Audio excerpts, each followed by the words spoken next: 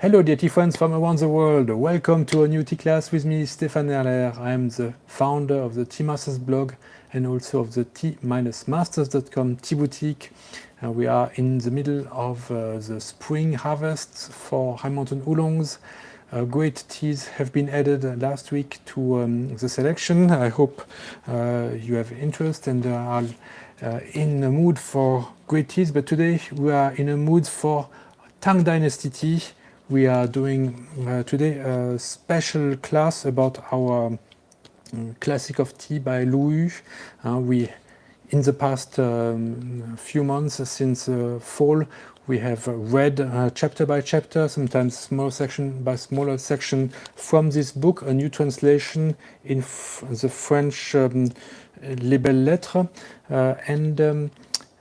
Today, instead of just reading, I'm going to do a demonstration of how tea was made during the Tang dynasty. So this is going to be, of course, like the summary of all the classes we had about this book. We'll start by looking inside this bamboo basket, all the utensils that we need for our tea preparation. Let's unbox, it's a bit like Christmas. Let's also review all the tea accessories we need. Now in theory, we should be using a Nifenglu brazier that nowadays looks a bit like this. We see a tripod. Here there is a tripod. This is what I'm going to use. I'm not going to use charcoal because that would be a little bit too difficult to master at the same time as doing the video. A bit dangerous also in an apartment with a lot of wood here and there. So instead of this pottery Nilu, I'm using this electric brazier. It's quite hot already. What else do we need? Maybe let's go through the list of accessories that we had in the book. After the brazier, we have something for where do I have it? For the charcoal. Of course, we don't need this charcoal.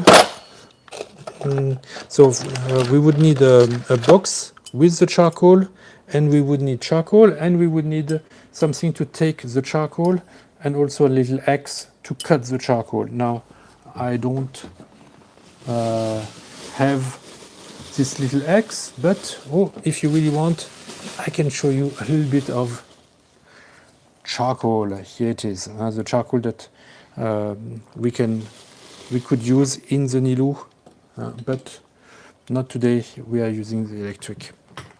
How do we continue? Then we need a foo. I'm going to use this to cook the water in it. Later on I'll put it here on top. It's a very normal cookware that you find in a kitchen to heat water or milk. Then we have this support, the tripod support. We need some jar to for the here. And the jar, this tongs, they can be used to to roast the tea. We use this. Then we need a little paper bag to keep the tea. I'm using a paper envelope for this. We also need something to grind the tea. So I'm using this grinder. Then we also need something to get the tea out, to the last drop, to the last grain of tea. We need, what else? Something to filter the tea between the powder and the rougher tea. So I'm going to use this filter. You can see a nice filter here. And I'm going to demonstrate all these things. We need a measure. For a measure for the tea, I'm going to use a teaspoon, a silver teaspoon. And Louis suggests that we use a kind of shell attached with some wood. I'm not so skilled for making this kind of DIY tool, so I still have the shell, but I think that the spoon is just as good, and it's roughly the size that he indicates in his book. Then we need a shui fang, some receptacle for water. We need well, that's for to put a lot of water. We need a water filter. This is taken care of. We need a piao, so something to take water. I'm going to use this large spoon, also made of silver. And we need some further jujia, bamboo, and we need also some salt. Here we have some salt inside.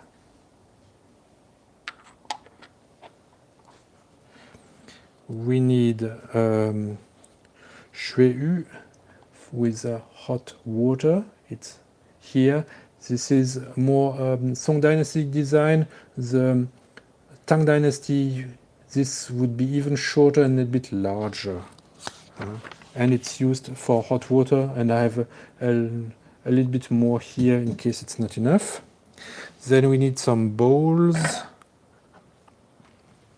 Now I'm using some Celadon bowls because this is the color that Louis prefers. But at that time there were also other colors of bowl, so this is maybe also a good time to try this. A little bit more yellowish bowl, and here I have a darker bowl.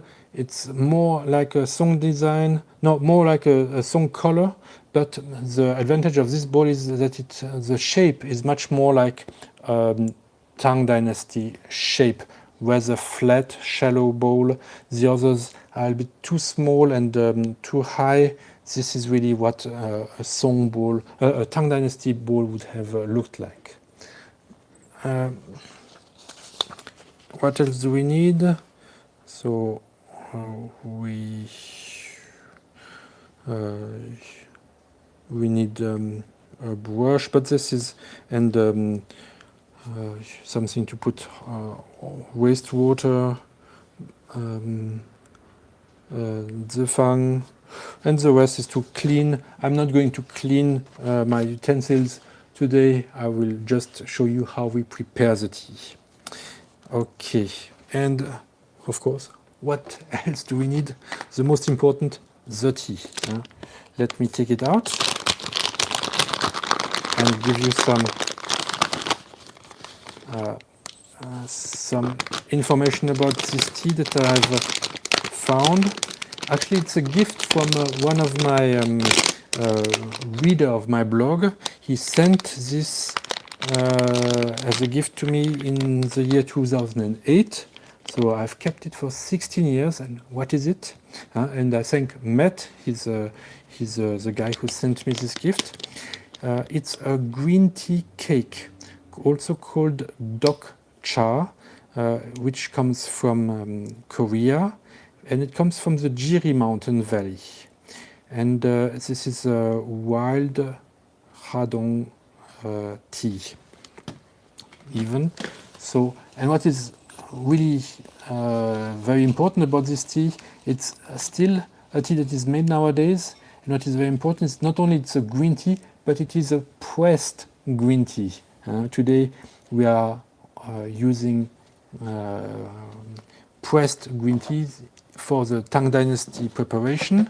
So luckily, this kind of tea is still made today in Korea in very small quantities, and I'm glad that I have kept this piece of pressed green tea so that we can see how it goes when we prepare it. Let me close this basket now that we have unpacked all our accessories, and we can start.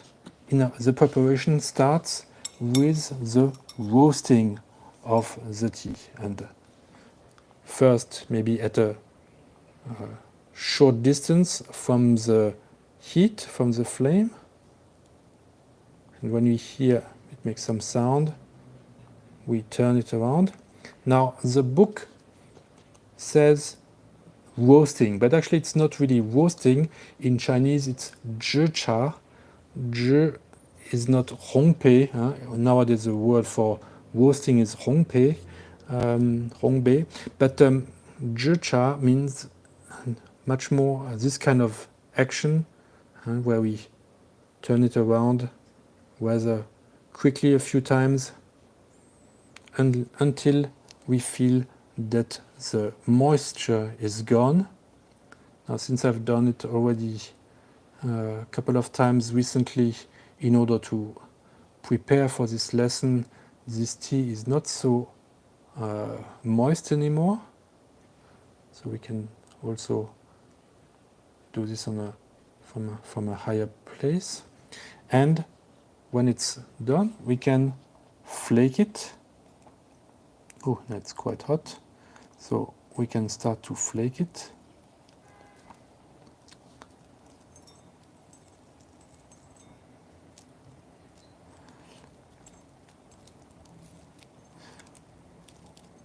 I try to flake only on the outside the leaves so that I keep my piece of green tea whole.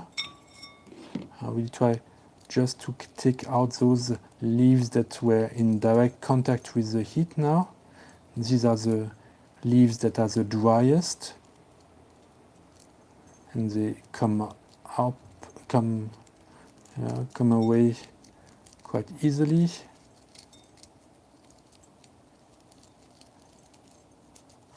Okay, we have some leaves.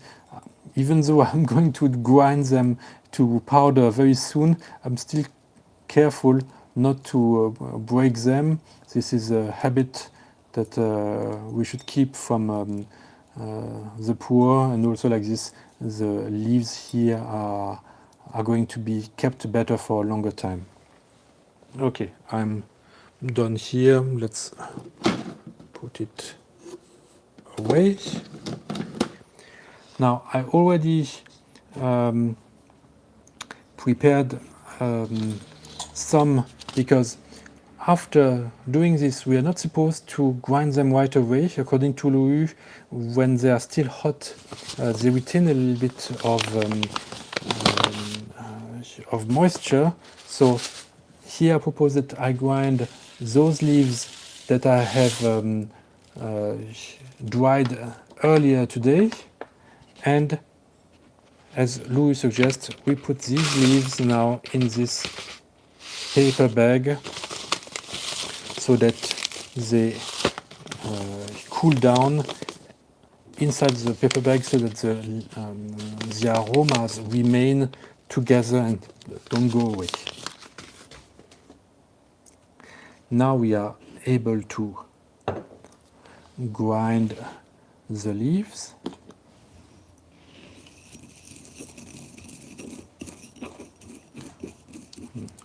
Now before we continue, we can start to heat our water also. This is going to take a while, so let's start heating the water earlier.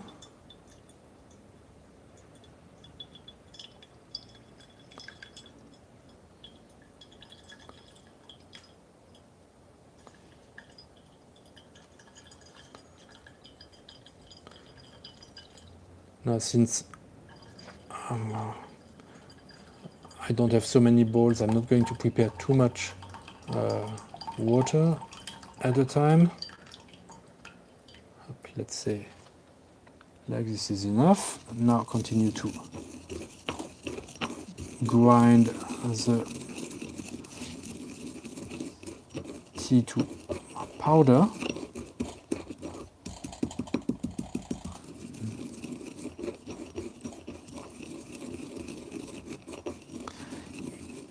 Traditionally, the Chinese would use this wheel to grind it into powder.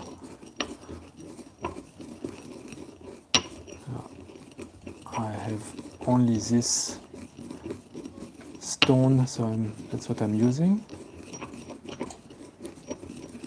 And since I've used it already a couple of times in terms of smell, it has the green tea smell, so it's okay for the light fragrances of tea.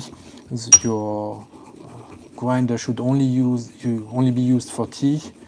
Otherwise, if you use it for other spices, it will still have some of these aromas. Otherwise, you might lose one the first time that you grind tea. The aromas will be a bit subjected to the spices you crushed before. Okay, I think we are done. I don't feel too much resistance anymore. Now I'm going to filter it here and using this brush to get everything out.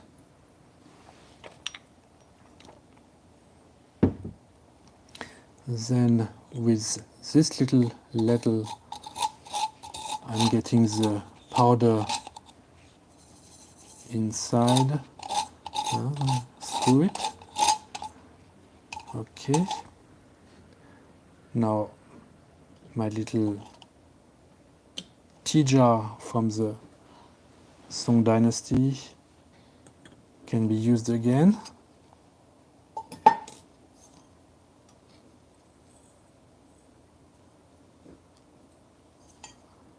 And using again my brush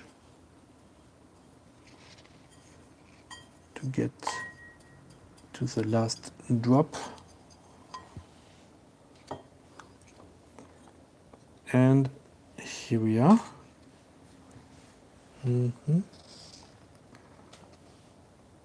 Now we don't need this anymore. Now I can use this.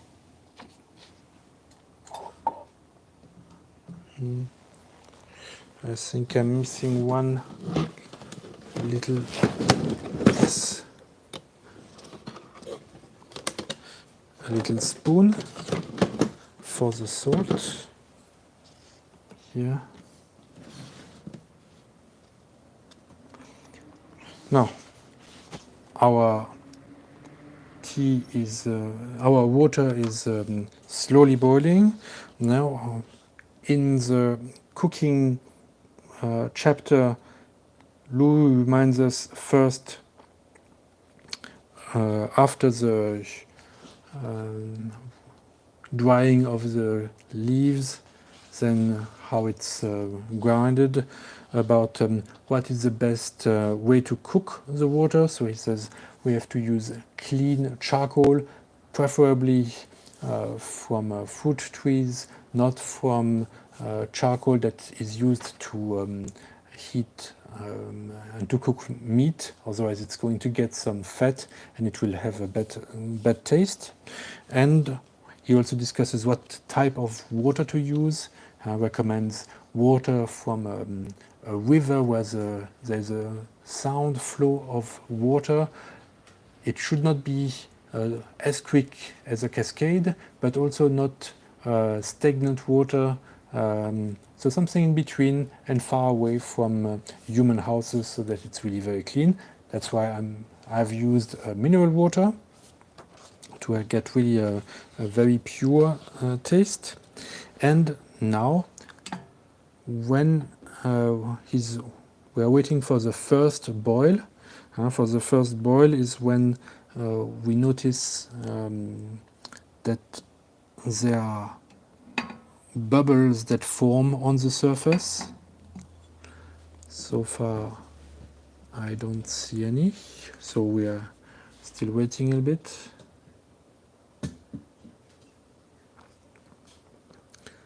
Then maybe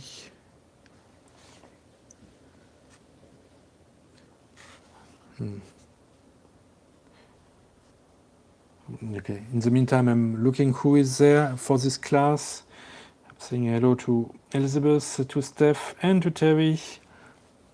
Great to have you with me. So we are still now at this very important part, watching the water getting warm. We have to catch the right temperature first to add the salt, and later to add the tea. So the salt should be added at the first boil. Okay. So here is a good example that we see you needed to have a lot of time on your hand when you were making tea in the Tang dynasty. Things where life was slow, you would take your time to wait for the water to boil at the correct temperature. I hope that my 500 watts are going to be sufficient to get the water to boil. This afternoon I was able to get the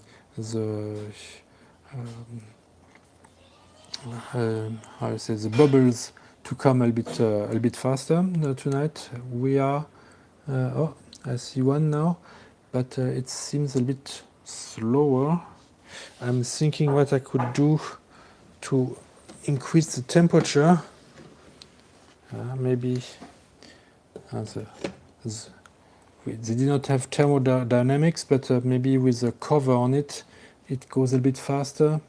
Now I don't have a proper cover for it, but so we'll use this bamboo basket cover to retain the heat. This should also help to get the water boiling a bit faster. This is not something that is discussed in Louis' Book of Tea. Maybe he would rather use a stronger fire. Here I'm already at the max, so this is what I can think of now.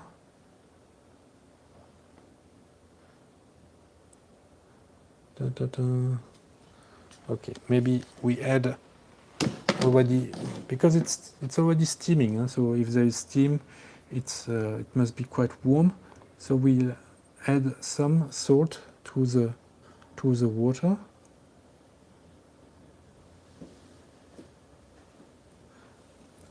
Louis then recommends that we taste the water to see if it's salty enough, but at the same time he does not seem to wish to drink tea that is too salty.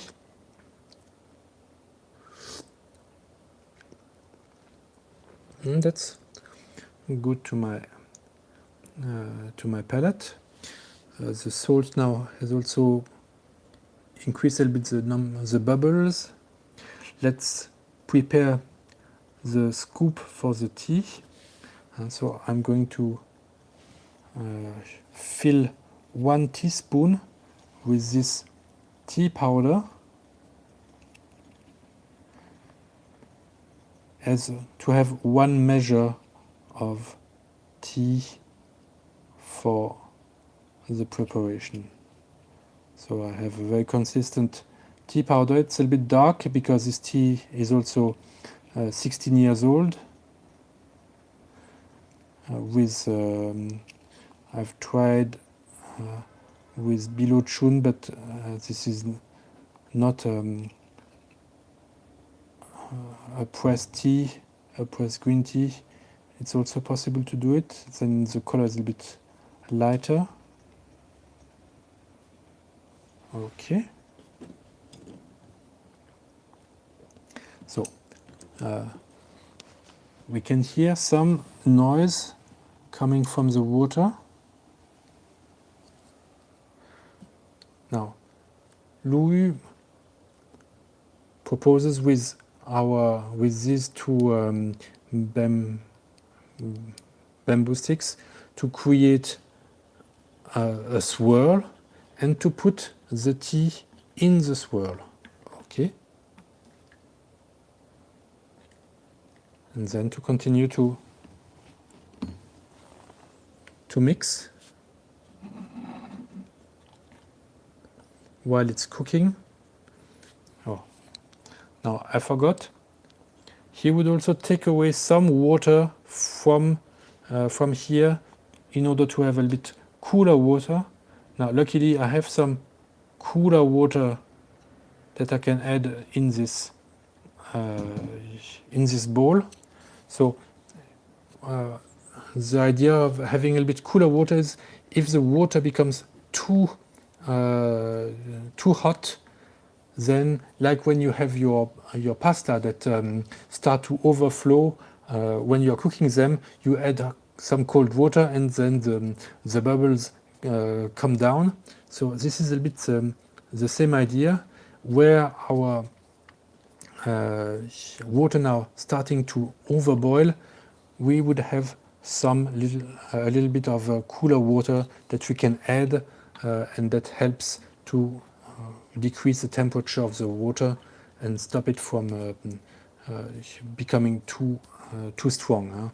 Remember, for Louis, it's okay when the water makes some fish eyes, but if it starts to be like a wave, then it's too hot. Apparently, with this heat, it's not getting too hot, but it's slightly bubbling, especially in the middle. And okay, now let's cool it down a little bit, and up.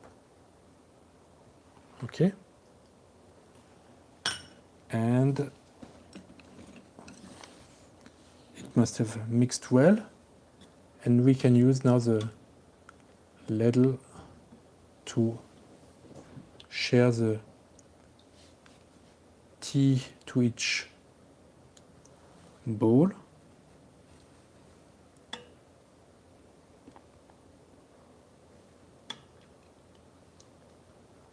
Et voilà. Now I did not get much foam with this older tea. I had more foam using fresh bilo chun, but this green tea seemed to be a bit too old to have foam.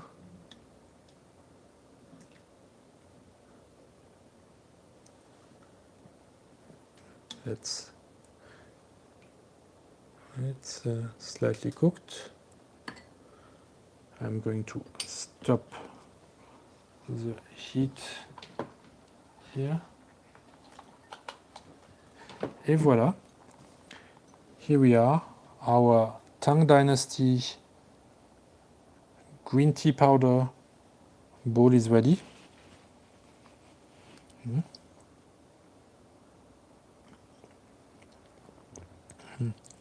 Compared to normal green tea, it's much warmer because it's we took it really boiling hot out of this pan. And it's quite fine. It has still a little bit all the freshness. The tea, this green tea has been kept for 16 years, but because it's pressed, it did retain some freshness. In terms of color, it's quite, we saw it was quite dark, but the green fresh feeling is still there. It is very smooth. I would have expected more bitterness, but it's surprisingly still very smooth.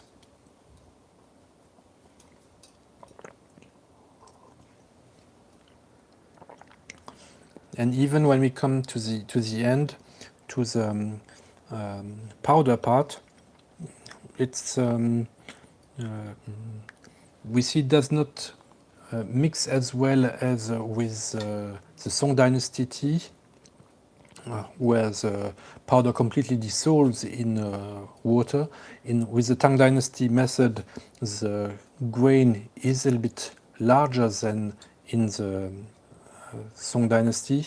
Therefore, you do get a little bit of taste, and you can see the difference between the tea and the powder. We can see it here, but it is a pleasant way of drinking it. A little bit complex, so it takes many steps. So we are very grateful for the Chinese, especially in the Ming and Qing dynasty, to have found ways to simplify this method. And another remark about the salt, it matches very well the taste. We barely taste it. It's just there to really enhance the depth of the taste. Especially we tried not to put too much salt. It's still more tea than salt, the taste that we are experiencing in the throat. But it's really not something where you are really surprised why would they add salt. Actually, it does make sense. It does bring some added aroma, added taste to the tea.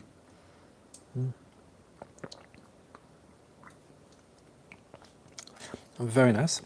So with this, we also can see the difference in the colors between the different colors of the bowls. The Celadon is the clear winner. Definitely Louis again was right. Thank you very much, Mr. Louis, and thank you very much for your interest in Tang Dynasty tea preparation. I will still do one more chapter that about from this book in 1 month, and I hope that you will enjoy the teas that I have in my selection. Thank you very much. Let me now turn to your questions, and otherwise I will see you next week again. Great. Okay. Do you have any questions for today? Terry, slow tea for Sunday morning. Yes, lovely natural reed mat for chabu today. So yeah, I used a bamboo mat today, the most traditional material possible, the same as Louis would have used.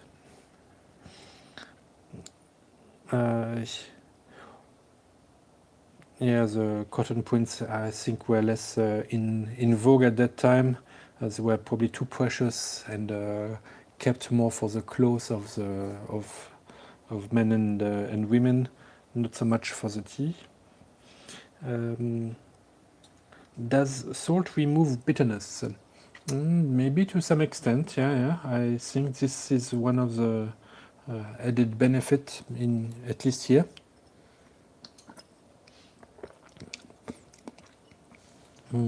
Definitely, it also, yeah, adds more, uh, more taste. When you do your mayonnaise by yourself, as long as you don't put any salt, the mayonnaise is very, very bland. It's really only when you put the mayonnaise, the salt, that you realize that mayonnaise has a lot of taste and texture. I think it's a bit the same with green tea. The salt really brings it out to shine, and you get the depth also more, and maybe less bitterness. Where is electric charcoal brazier available? Well, I found mine in Taiwan with electric things, sometimes incompatible. I'm not going to ship any, but maybe so. It was simply a resistance. You could see the red color of the resistance glowing when it becomes hot. That's all it is for this one. There are also much easier, simpler ones that are available. And it's very hot. Yeah, it's something that we should much more do in winter than in spring. Okay. Thank you very much for your questions and your attention. Have a great Sunday. And for those who were watching in German, I did it. You see, it took over half an hour, so I was not able to do it in German this afternoon. So I apologize, but I think that you will also get most of it from the English lesson. Vielen Dank. Thank you very much. And see you next week for another tea lesson with me. Bye bye.